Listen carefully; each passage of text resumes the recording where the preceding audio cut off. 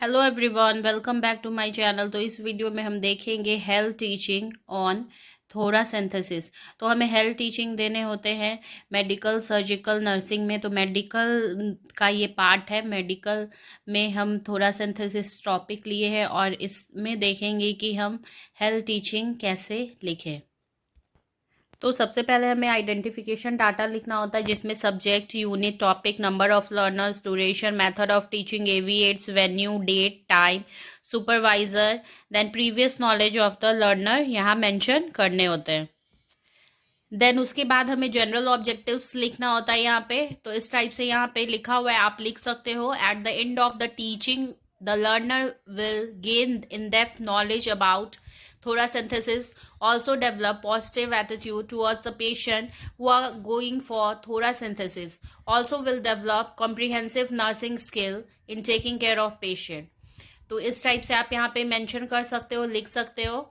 Then specific जो objective है जो वो यहाँ पे लिखना है। जैसे आप कंटेंट लिख रहे हैं, थोड़ा सिंथेसिस आपका टॉपिक है, तो कंटेंट जो भी है उससे रिलेटेड यहाँ पे आपको मेंशन करना होता है। तो आप इस तरह से लिख सकते हैं। यहाँ लिखा हुआ है, at the end of this teaching the learner will able to define thoracentesis. जैसे आपको डेफिनेशन कंटेंट में लिखेंगे तो उसको आप डिफाइन करेंगे, तो इसलिए यहाँ पे लिखना होगा डिफाइन थोड़ा सिंथेसिस। देन नेक्स्ट लिखना होगा टेल अबाउट इंडिकेशन फॉर थोड़ा सिंथेसिस। तो थोड़ा सिंथेसिस का इंडिकेशन जो है उसको आप बताएंगे। तो यहाँ पे आप इस प्रकार से सारे यहाँ पे जो भी है आप लिख सकते हो।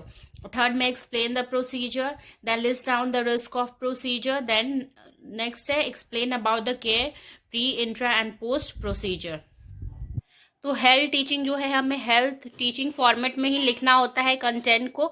तो सबसे पहले हम कॉलम बना के टाइम यहाँ मेंशन करेंगे, then specific objective, then content, then teachers activities, after that learners activities, then AV aids, then evaluation. तो यहाँ पे आपको कंटेंट में कंटेंट सबसे पहले डेफिनेशन, देन इंडिकेशन लिख लेना है। फिर यहाँ पे जैसे स्पेसिफिक ऑब्जेक्टिव है, तो जैसा मैंने पहले बताया कि डेफिनेशन को है डिफाइन करते हैं हम, तो इसलिए यहाँ पे आप क्या मेंशन कर सकते हो, डिफाइन थोड़ा सिंथेसिस।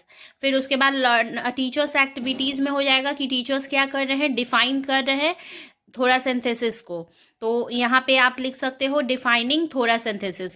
देन लर्नर्स क्या करेंगे, लर्नर्स जो रहेंगे मेनली वो सुनेंगे या फिर राइटिंग मीन्स लिखेंगे। तो इसलिए आपको यहाँ पे मेंशन आप कर सकते हो लिसनिंग केयरफुली, कि आप बता रहे हो, डिफाइन कर रहे हो, और जो लर्नर्स है वो क्या कर रहे हैं, केयरफुली सुन रहे हैं। देन इवैल्यूएशन में आपको यहाँ पे क्वेश्चन रेज करना होता है। जैसे आपने जो बताया उससे रिलेटेड आपको क्वेश्चन करना है, इवैल्यूएट करना है कि कितना लर्नर्स को समझ में आया। तो यहाँ पे आप क्वेश्चन कर सकते हो, what do you mean by थोड़ा सिंथेसिस, तो आप यहाँ पे मेंशन कर सकते हो। सेम वैसे ही आपको इंडिकेशन में भी इंडिकेशन लिख के फिर आपको सेम यहाँ पे मेंशन करना है। जैसे आप टेल यहाँ पे आपने यूज किया, टेल अबाउट इंडिकेशन फॉर थोड़ा सिंथेसिस, स्पेसिफिक ऑब्जेक्टिव हो गया आपका। फिर टीचर्स एक्टिविटीज में हो जाएगा, वो बता रही हैं, टीचर्स जो है वो क्या कर रही है, बता रही है, तो यहाँ पे आप मेंशन कर सकते हो टेलिंग अबाउट इंडिकेशन फॉर थोड़ा सिंथेसिस। देन जो लर्नर्स है, तो लर्नर्स क्या करेंगे, वो सुनेंगे, अगर कुछ डाउट है तो वो पूछ सकते हैं, तो in that case you can write asking doubts. फिर इवैल्यूएशन में आपको क्वेश्चन करना है, जैसे what are the indications of thoracentesis, same ऐसा ही आपको पूरे कंटेंट में लिखना है। फिर नेक्स्ट आता है प्रोसीजर पार्ट। तो ऐसे आप यहाँ पे लिख सकते हो। तो यहाँ मैंने टाइम मेंशन नहीं किया हुआ है, तो आप टाइम मेंशन कर सकते हो।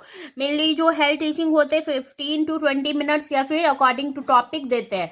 ज़्यादा लंबा हेल्थ टीचिंग हम नहीं दे सकते, क्योंकि अगर ज़्यादा लंबा अगर पेशेंट या उनके रिलेटिव या वार्ड में आप दे रहे हो किसी को, तो उसमें वो ज़्यादा देर तक वो सुन नहीं पाते हैं, उनको इंटरेस्ट नहीं होता है। इसलिए आपको क्या करना है, 15 to 20 मिनट्स का कोशिश करना है कि छोटा ही आप ब्रीफ में पेशेंट को या रिलेटिव जो भी है उनको एक्सप्लेन करें।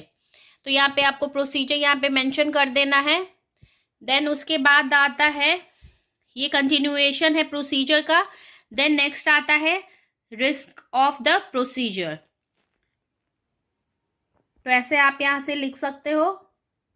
देन रिस्क ऑफ प्रोसीजर का ये कंटिन्यूएशन है। देन आफ्टर दैट कॉन्ट्राइंडिकेशन, क्या क्या कॉन्ट्राइंडिकेशन होंगे वो आप यहाँ मेंशन कर सकते हो। देन नेक्स्ट आएगा प्री प्रोसीजर केयर, प्रोसीजर के पहले क्या क्या केयर हम करते हैं वो यहाँ पे आप मेंशन कर सकते हो। देन नेक्स्ट है intra procedure care. During the procedure आप जो भी आपको प्रोसीजर केयर करना है वो यहाँ पे आपको मेंशन करना है।